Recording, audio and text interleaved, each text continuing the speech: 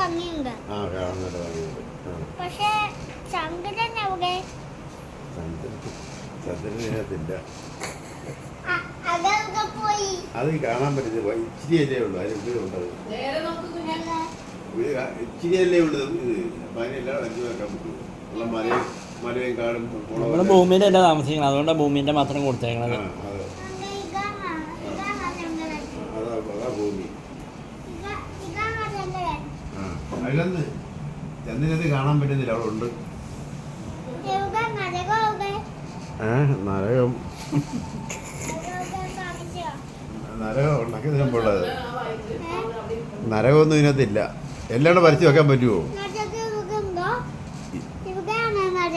ഇല്ല, അവിടെ ഇല്ല. അതെന്നാല ഇത് സ്വർഗത്തിലെ കാര്യം മാത്രമേ ഉള്ളൂ.